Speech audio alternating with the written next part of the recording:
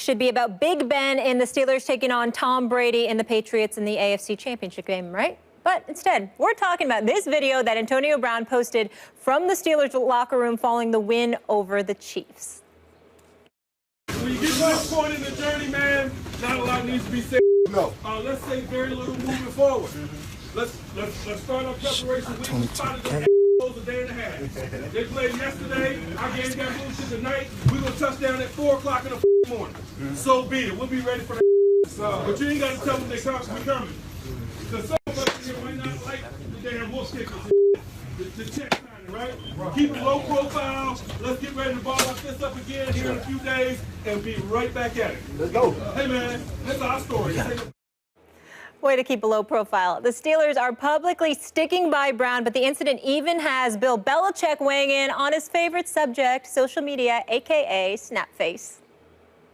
I'd appreciate it because, like I said, everybody in this league is, in my opinion, you have to be to play the sport. The coaches didn't become head coaches by being nice guys. Well, as you know, I'm not on Snapface and all that, so I don't really get those.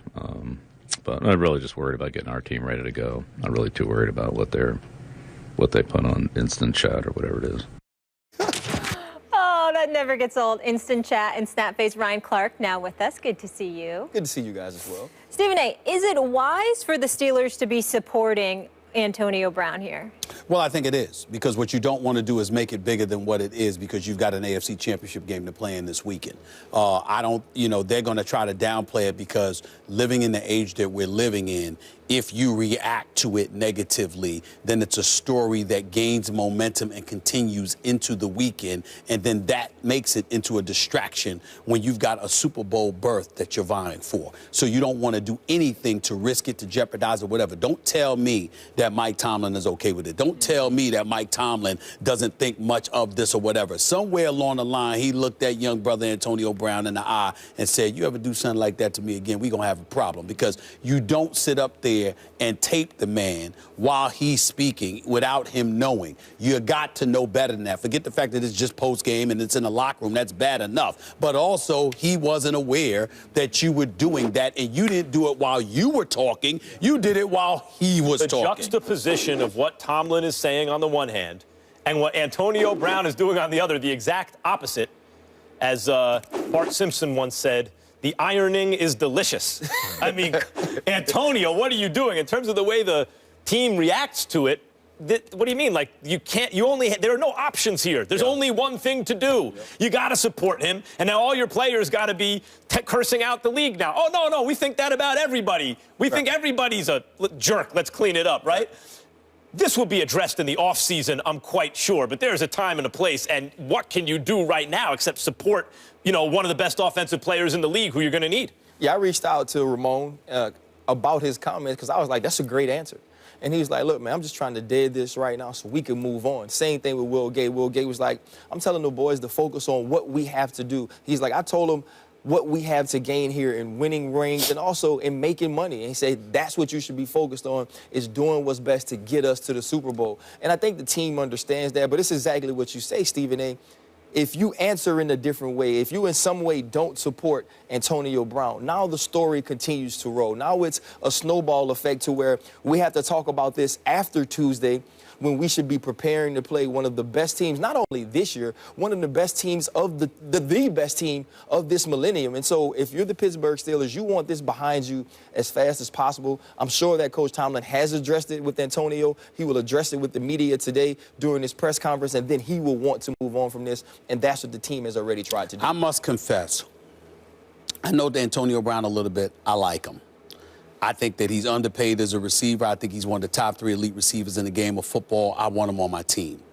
But what you said yesterday resonated with me profoundly, because you're not just a former football player. You played on this team. You won championships with this team. You know a lot of players in this team. So I take what you say very, very seriously. And what you said about Antonio Brown yesterday is you said some people are thinking about the team and some people are thinking about themselves, meaning, their Facebook, their branding, and all of this other stuff. When you said that, what the light bulb that flashed in my head, Max, is that you didn't come across as somebody that was saying Antonio Brown made a mistake. you came across as somebody who was saying that he may not have even cared. No, I need it's not even may not have even cared. He didn't care. He didn't care. No, he didn't. Well, that's where I'm going. Yeah. Because if that's the case, then we got a problem. Because then that means he's a cat that can't be trusted. Because if you don't care, but you're going to put your teammates and your organization in that kind of compromising position, again, I'm thinking you just immature and you didn't care. Right. But what you're saying is that, oh, he's fully aware and he didn't care. Well, and that's a whole different thing. What I'm saying is he's fully aware of what he wants and what he has to gain from that. He understands, like, he's not, and I tried to put it in a way to be clear. He's not maliciously, there's no malintent in saying, I want to get Coach Tomlin saying these things. He's just not thinking about that. He's thinking about himself. He's not thinking about it at all, which is worse to me because my thought process would be anytime, if we were in here and I was doing a video and Max or you said something that I thought might be kind of off book, I would cut it off. Right? Even if I wasn't paying attention. If you thinking about your teammates, thinking about a bigger thing. Yeah. So we hear Coach Tomlin in the back. He's so unconcerned about what's going on around him because he's so into what he's doing. And do you know, now listen, I think Odell Beckham is the best receiver. But after what happened, the distraction and then the way he dropped those passes in that game, I can't call him the best right now. Antonio Brown, Julio Jones, those three are so great that every little thing that happens starts to reshuffle the order. Right now, after Odell's performance and then Antonio Brown with this, if you had to list the receivers you want, Julio Jones is number one right now. Before this happened, maybe Antonio Brown is. Julio, like, these guys need to be aware, if they're so concerned about their brands, what the perception's going to be. Well, I think here's the other point about Antonio, and I'll say, is that Antonio shows up, though. The on the field Antonio Brown is always there. No question. Yep.